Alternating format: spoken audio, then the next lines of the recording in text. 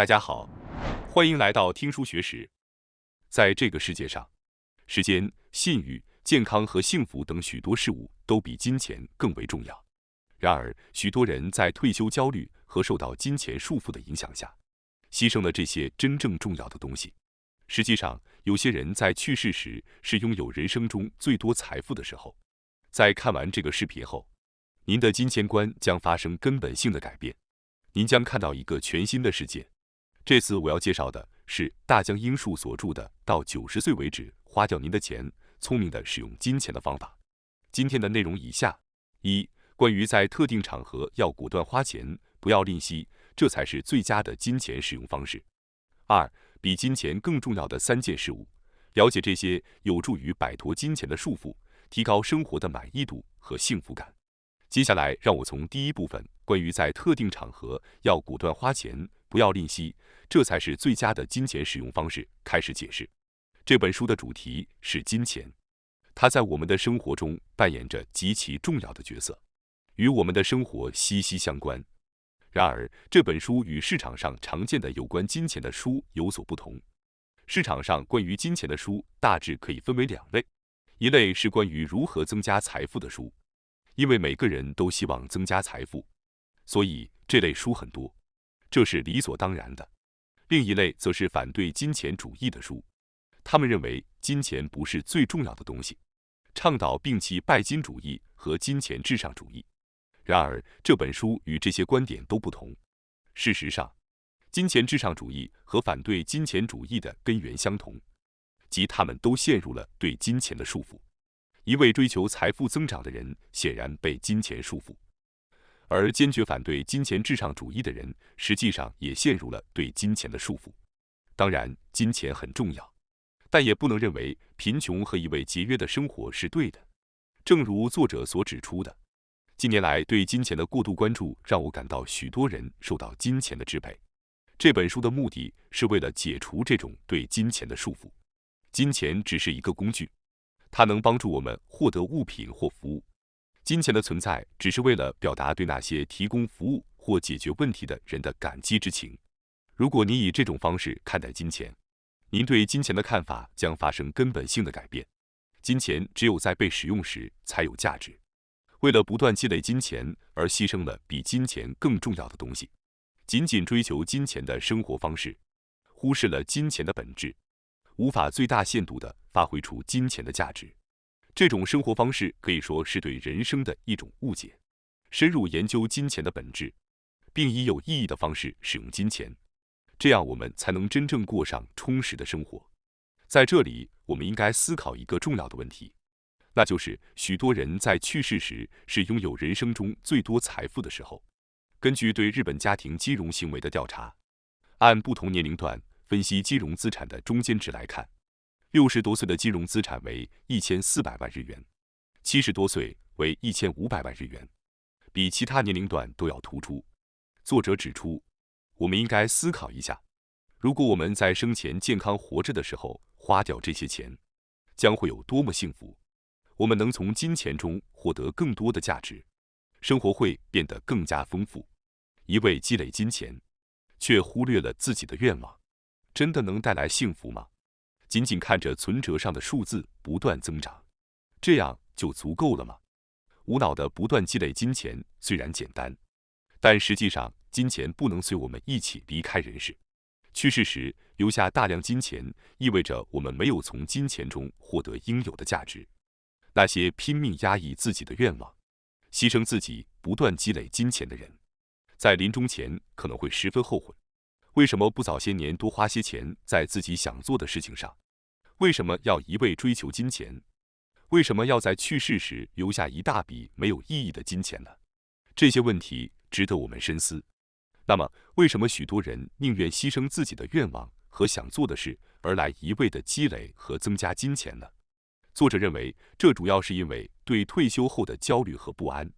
然而，作者却指出，我们没有必要过度担忧所谓的退休焦虑。长期受到这种未知的退休焦虑困扰，试图不断增加财富，甚至在退休后继续节俭，舍不得花钱，最终在去世时留下一大笔钱，这实在是太遗憾了。当然，未来是无法预测的，这一点是事实。但只关注对未来的不安而盲目积累财富，可能导致我们购买不必要的金融产品或加入过多的保险。这些问题比退休焦虑更严重。由于对退休的担忧，我们可能会被引导进行不明确的投资，最终导致损失所有的退休资金。实际上，退休是未来的事情，我们谁也无法预见未来，所以感到不安是自然的。最近媒体经常使用退休贫困或退休破产等词汇，不断激起人们的不安，逐渐将不安转变为恐惧。这对于金融机构来说是一个有利可图的故事，他们利用这个手段，促使我们现在进行投资，否则就会说我们在退休后肯定会缺乏资金。如此一来，他们大力推销无意义、会让我们损失的金融产品，结果是令许多人陷入了无尽的不安之中，并努力积累财富，最终在去世时留下了大量的财富。然而，作者认为我们没有必要对退休持有过度的焦虑。在日本，普通的上班族其实不需要过多担心。根据厚生劳动省的养老金模型，如果妻子是家庭主妇，长期一直不工作，一般上班族家庭的每月养老金约为22万日元。在不追求每年出国旅行或频繁豪华外出就餐的情况下，这笔钱足以维持日常生活。而且随着年龄增长，人的欲望会减弱，支出也会比年轻时减少。过去许多人热衷于购买名牌商品或流行商品，但随着年龄的增长，这种兴趣逐渐消失，饮食的欲望也会逐渐减少，饮食支出也会比年轻时少。实际上，作者指出，退休后夫妻两人每月的生活费用约在21万至23万日元之间。当然，没有人知道自己会活到多少岁，所以在去世前花光所有钱，并将账户余额变为0日元，确实难以实现。然而，即使在90岁时花光所有的钱，政府养老金也会一直支付到去世为止。作者认为，随着年龄的增长，人们花钱的速度会放缓，所以即使长寿，也不会因生活费问题而困扰。因此，作者认为自己可以在90岁之前花掉大部分钱。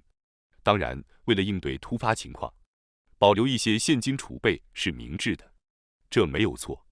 无论未来发生什么情况，我们都可以大致估算出所需资金。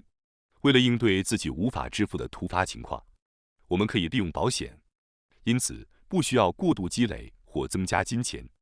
我们应该在生命的后半段更多的考虑如何合理使用金钱。根据用途的不同，金钱带来的价值和幸福感会有所不同。如果金钱被明智的使用，它将成为提升人生的强大工具；如果使用不当，那只是无意义的减少金钱，不会带来任何幸福感。许多人并不知道如何正确的使用金钱，因为无论在学校还是社会上，他们都没有学过这些内容。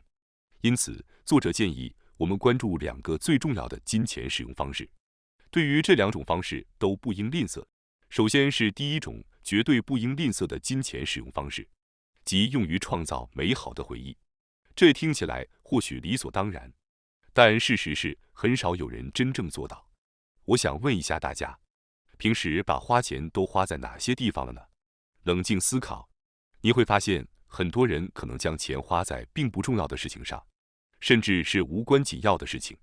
这在某种程度上是可以理解的，因为我们从未有机会学习如何真正的使用金钱来获取幸福，或知道什么样的花费方式才是最好的。因此，我想和大家分享最好的金钱使用方式，那就是把钱花在创造美好的回忆上。我们生命中最重要的任务是什么呢？那就是积累回忆，因为最终留下来的只有回忆。当我们临近生命尽头时，无论我们拥有多少金钱，那都毫无意义；无论我们拥有多少权力或职位，那都没有任何价值。相反，与爱人和朋友一起度过的美好回忆和时光，才是在生命最后时刻真正给我们带来幸福感的东西。生活中最重要的任务就是创造回忆，把钱花在创造回忆上，是一种极佳的金钱使用方式。真正的幸福和喜悦只能来自人际关系。无论我们积累多少财富或获得多高的职位，都无法获得真正的幸福和喜悦，内心可能一直感到空虚。与重要的人共度时光，与他们一起创造许多回忆，这才是我们长期以来最幸福的原因。与重要的人一起体验各种经历，创造丰富的回忆，通常需要一些金钱投入。例如，旅行就是一个很好的例子。作者认为，花在创造回忆上的钱不应该吝啬。事实证明，把钱花在体验和回忆上，能够带来更持久的幸福感和满足感。在购买名牌商品的瞬间，你可能会感到高兴。购买名牌商品可能会带来短暂的满足感和幸福感，但这种感受并不会持续很久，最终会逐渐消失。然而，体验和回忆永远不会褪色。作者表示，他至今还能回忆起60年前小学毕业旅行的记忆。大家也可能在某些时刻回忆起很久之前的记忆，并因此感到幸福，或者回忆起一些酸甜苦辣的瞬间。美好的回忆和与重要的人一起度过的时光，深深刻在我们的记忆中。只要打开记忆的宝箱，它们就会给我们带来幸福和满足。此外，请记住，体验和回忆也是一种投资。很多人听到投资这个词时，可能会想到用钱生钱。然而，从广义上来说，投资是将资金投入以创造新价值，无论它能否转换成金钱价值，只要为自己创造有价值的东西，那就是一种投资。通过投资与体验，我们不仅可以获得无形的回忆资产，还能培养重要的判断力。我们的生活是一个连续的选择和判断的过程，我们不断地决定哪些选择对自己最有利。这些判断需要依据，而依据来自我们过去的经验。虽然阅读书籍可以增加知识，但作者认为判断力只能从实际的经验中获得。体验是获得最佳判断力的绝佳投资。多多积累经验可以提高判断力，因此体验也是一种值得尊重的投资。通过体验和回忆所获得的能力是任何人都无法夺走的。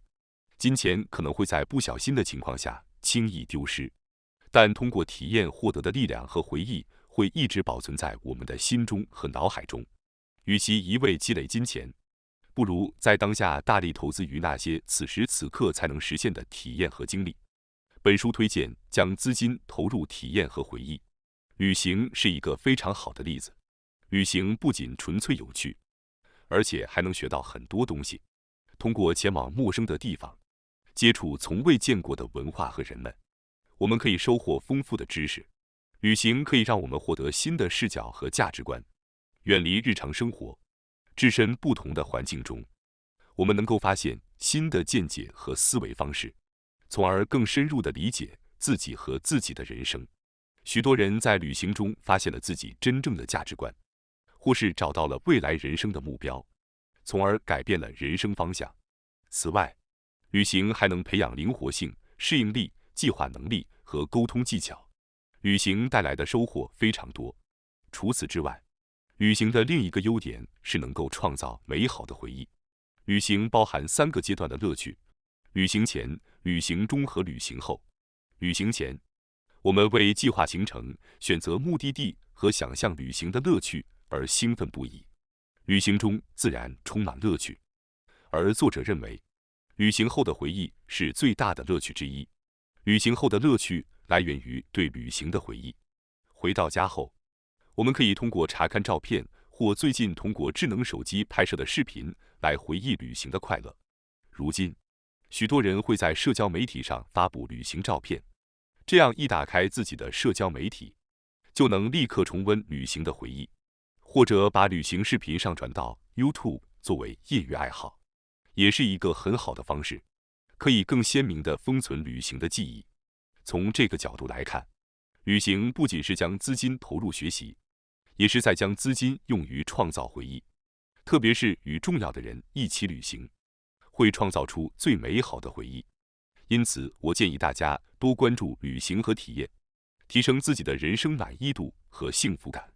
接下来，我将继续介绍第2种绝对不应吝啬的金钱使用方式。即花钱追求自己热爱的事物。这本书指出，花钱在自己热爱的事物上可以迅速获得幸福感。比如，作者喜欢把钱花在旅行上，在50岁以后，他不再关注价格，入住豪华舒适的酒店，并选择高档的交通方式。尽管这种奢侈生活可能看起来不寻常，但对作者来说，旅行是最好的放松和思考的机会。因此，他在旅行上毫不犹豫地投入资金。旅行带来的见闻和经历对他的工作也有所帮助。旅行对作者来说不仅是娱乐，更是一种投资。他毫不犹豫地在旅行上投入了大量资金。然而，作者对汽车并不感兴趣，所以他驾驶的是一辆便宜的轻型车。这种态度表明，他愿意在自己热爱的事物上毫不吝啬地花钱，而在不感兴趣的事物上则尽量节省。作者提到，他的朋友总是说他能去豪华旅行是因为他很富有，但事实上，他的朋友自己却开着豪车。人们在自己真正想要的事情上往往愿意花钱，即使有人说没有足够的钱无法追求自己的爱好，通过调整优先级，在有限预算内节省开支是可行的。例如，如果对汽车不感兴趣，可以选择便宜的轻型车；如果对衣服不感兴趣，可以选择价格实惠、质量好的品牌；如果不追求高档住宅，可以选择租金较低的房子。将节省下来的钱用于自己喜欢的事情。总之，在自己经济能力范围内优先花钱在自己喜欢的事情上是可能的。这种做法的最大好处是可以立即感受到幸福感。通过在自己喜欢的事情上投入资金，我们可以立刻获得喜悦、满足和幸福感。这种幸福感不是短暂的，而是能够持续很久。此外，将钱花在自己喜欢的事情上，还有助于减轻压力。在当今充满压力的社会里，我们必须设法减轻过多的压力。其中一个很好的方法就是花钱在自己喜欢的事物上。如果你喜欢旅行或与他人分享爱好，通过花钱在自己喜欢的事物上，你还能建立丰富的人际关系。与志趣相投的人相处，你会发现彼此很容易建立深厚的友谊。人际关系是我们幸福生活中最重要的元素之一。希望您能找到可以分享兴趣爱好的朋友。接下来我将解释第二部分，比金钱更重要的3件事物。了解这些有助于摆脱金钱的束缚，提高生活的满意度和幸福感。首先，比金钱更重要的事物之一是幸福感。许多人可能认为赚钱和成为富翁是人生的目标，但实际上，人生的目的并不是成为富翁，而是追求幸福。金钱只是实现幸福的一种手段，因此幸福比金钱更重要是显而易见的。那么，幸福感是什么状态呢？由于每个人对幸福感的定义不同，这很难界定。人们往往认为拥有大量财富、健康的身体和美好的伴侣等条件的人是幸福的。然而，只有本人才能真正知道自己是否幸福，因为幸福感是高度主观的。关键在于能否体验到幸福感，即一个人能否感受到幸福。那么，人们何时会感受到幸福感呢？有2个主要方面：当做自己喜欢的事情时，当获得他人的认可和感激时。做自己喜欢的事情时，幸福感是直接显现的，这不需要进一步解释。而得到认可和感激时，许多人也能理解，人类是高度社会化的生物，无法独自生存，与他人建立联系是必不可少的。渴望获得他人的认可和欣赏是幸福感的重要来源。事实上，当我们的大脑被认可、受到感激或满足时，会产生幸福感。尽管社会上有人建议放弃对认可的追求，但这并不现实，因为这是人类天生的需求。那么，如何满足认可的需求并获得幸福感呢？答案是得到他人的感激。当我们知道自己对他人有所帮助时，这是最强大的激励之一。即使没有直接得到他人的感谢，但知道自己为他人做了有益的事情的满足感也是巨大的。即使从事低薪工作，只要我们认为自己在帮助他人、为社会做出贡献，我们就能获得幸福感。这不仅仅是漂亮话，而是我们与生俱来的本能。当我们帮助他人，得到他人感谢时，我们就会感到快乐。正如之前提到的，当我们做自己喜欢的事情，或者满足自己的需求时，我们能够体验到幸福感，而幸福感比金钱更重要。因此，为了金钱而放弃自己喜欢的事情，或者为了金钱而做不喜欢的工作，这些行为从幸福感的角度来看都是错误的。我鼓励大家优先选择做自己喜欢的事情，并帮助他人获得认可和满足感。第二个比金钱更重要的事物是健康。在生活中，健康是最重要的东西。那些经历过健康问题的人一定能够理解这一点。面对金钱和健康哪个更重要的问题，大多数人都会选择健康。作者与许多富裕人士交往过，其中一些人已经失去了健康。他们异口同声地说，如果能够恢复健康，他们愿意花尽一切金钱，即使倾家荡产也在所不惜。健康的人可能难以理解健康的重要性，但只有在失去健康后，我们才会深刻意识到它的价值。我们中可能有些人曾因感冒而卧床，或者经历过骨折。如果这些症状持续不愈，你会渴望康复，即使为此付出任何代价。一旦健康受到损害，我们就会感受到这种渴望康复的心情。健康显然比金钱更为重要。然而，这并不意味着我们需要花费大量资金来维持健康。当然，我希望大家能在优质食材上适当投资，但实际上，保持健康的生活方式并不需要花费太多。蔬菜、水果和鱼类等食材对健康有益。通过自己做饭，您可以在控制饮食预算的同时维持健康的饮食习惯。作者的观点并不是要您在健康上花费更多钱，而是在您失去健康之前要合理利用您的财富。无论您拥有多少财富，如果没有健康，您就不会幸福。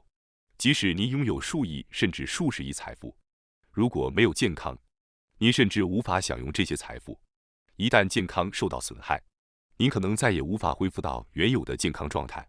这意味着，随着年龄的增长，您可能无法实现你想要的事情。例如，作者在去冲绳旅行时，想尝试人生中的第一次浮潜。当时作者66岁，身体健康，但所有旅行社都拒绝65岁以上的人参加，因为高龄人群风险较高。这让作者意识到，随着年龄增长，很多事情即使自己认为能做，也可能因年龄而受到限制。作者还意识到，随着年龄增长，他可能无法继续自己开车，甚至无法继续出国旅游。因此，他认为在身体健康的时候，应抓住机会去做你想做的事，因为你无法预测健康何时会恶化，甚至连旅行都无法进行。年轻时身体更健康，在这种情况下，您可以更加尽情地享受眼前的事物和体验。在您20岁、30岁、40岁这些年龄段非常健康时，您可以充分享受旅行和生活的体验，因为此时您体力充沛，不容易疲惫。当您到了60岁、70岁、80岁，即使身体健康，您可能只能享受部分的体验。如果您生病了，这个比例可能会进一步降低到10%、20%，甚至0%。作者回忆年轻时，发现自己工作繁忙，无法抽出时间去旅行。除此之外，年轻时经济压力大，难以频繁旅行。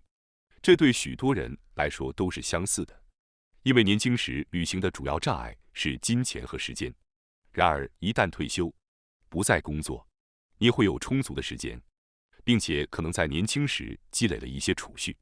这时候，健康问题可能会逐渐增多，旅行的障碍也因此从金钱和时间转变为健康问题。如果您不愿在合适的时候去旅行或做自己想做的事，可能会失去许多宝贵的体验，因为年轻时的时间和精力无法再次找回。人生最后最重要的是积累的回忆，这些回忆在晚年对幸福感起着关键作用。因此，作者建议在身体健康、能够进行各种体验的时候，利用您的资金，要在健康消失之前，充分利用您的财富。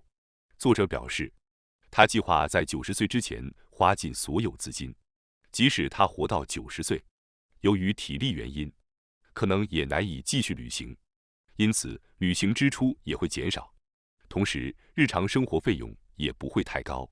随着年龄增长，物欲和其他欲望都会下降，到90岁时，仅靠公共养老金可能就足够了。作者认为，在健康尚存、活动能力尚可的情况下，应该尽早利用资金，在90岁之前花尽，这样才不至于在90岁后才去想如何花钱。当健康失去时，金钱的价值也会大幅贬值。在金钱的价值还未下降之前，尽早使用是明智的做法。第三个比金钱更重要的事物是时间。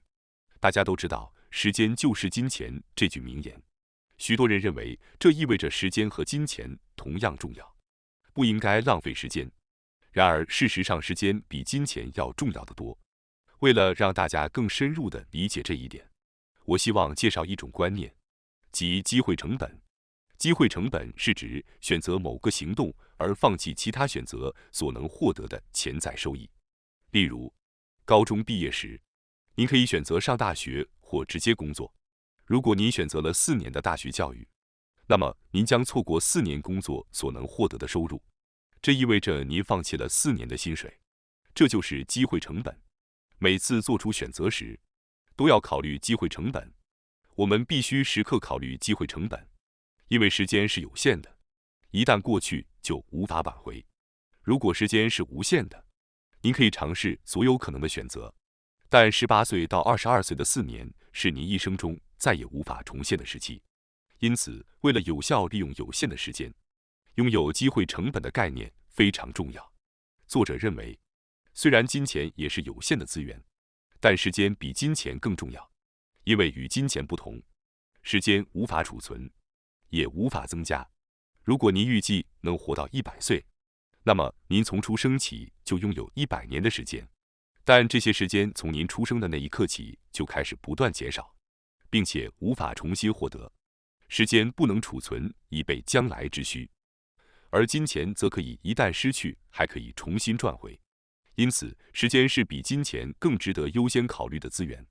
通过合理利用时间，我们才能真正实现人生的价值，并追求更丰富、更充实的生活。感谢大家收看今天的节目。如果你喜欢我们分享的内容，记得点赞、订阅并开启小铃铛通知，第一时间获取我们的更新。在下次的节目中，我们将继续为大家分享更多有益的书籍。再次感谢大家的支持，我们下期再见。